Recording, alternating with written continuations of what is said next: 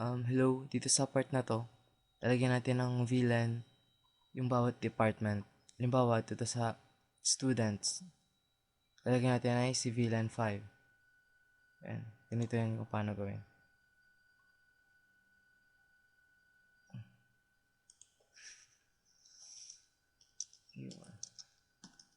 Interface, range. Yan. Si students ay, ang range niya ay ito. 1 hanggang 8. Yan. Then, switch port, access, VLAN, 5. Yan. Pwede dyan gumawa ng VLAN. Para makita nyo kung nabago na nga, Control Z, yan, para magdado sa kauna-unahan. Then, show VLAN.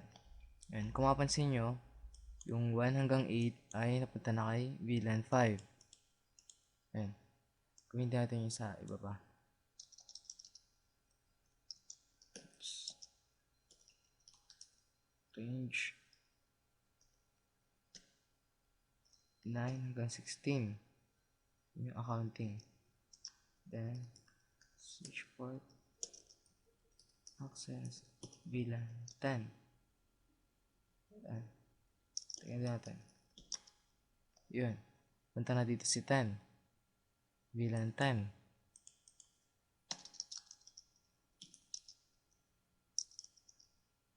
Yan. Tapos, range 17 hanggang 24.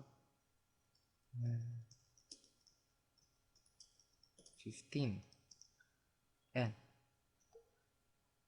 Ang purpose na yun, para kapag magka-connect na to, ang magkikita lang yung naka-VLAN.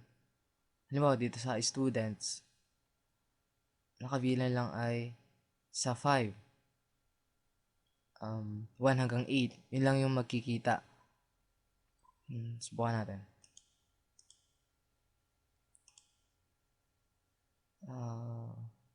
Ito. I-connect natin siya dun sa sakop ng students. Try mo lang natin i-connect itong dalawang students. Ito natin i-connect sa 3. Tapos kay 3 natin. Ayan. Kung gusto niya na mag-green agad dito, tayo dito ka sa simulation.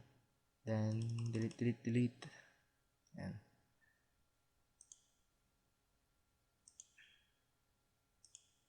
Ayan. Subukan natin. Oops, ito pa ba lang isa?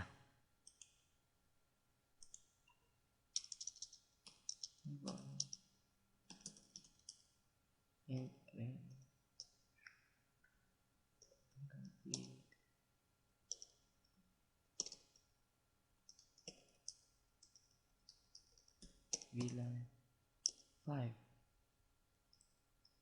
Isa.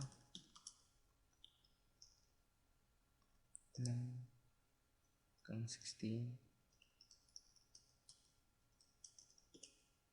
VLAN 10. Itang isa.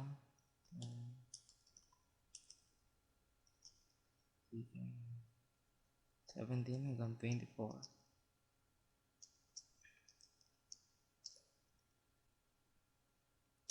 15. Yan. Yan.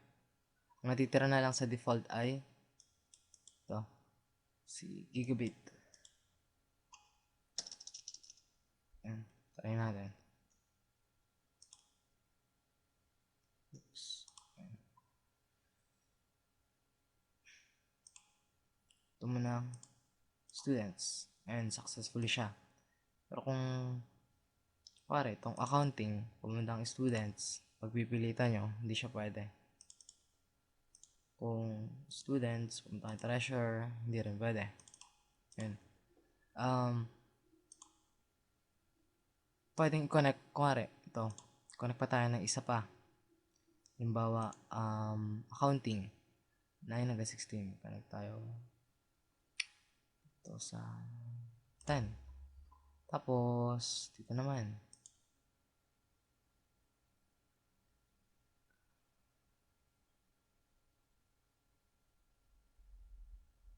Ayan, okay din dyan.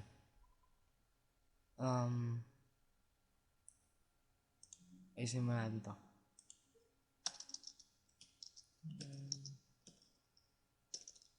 Range hanggang 8 bilang 5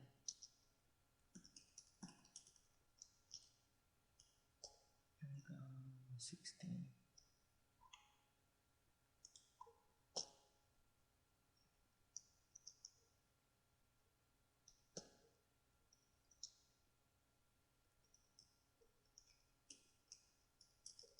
bilang 10 isa,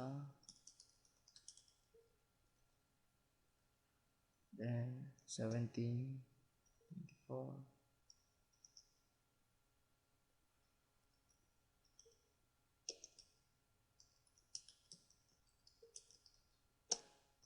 bilang 15. Yan. Um,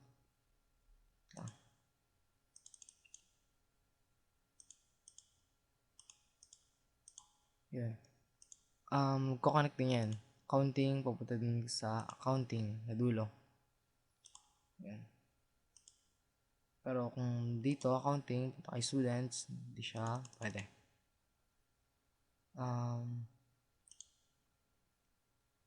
Ang purpose ng VLAN ay para ihiwalay, kuwari, sa isang switch, hindi dapat magkita yung department ng accounting tsaka students.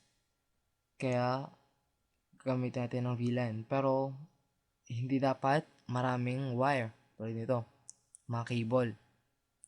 Kaya, delete natin sila. Okay. Gagamitin natin si trunk. Yun ay sa part 3.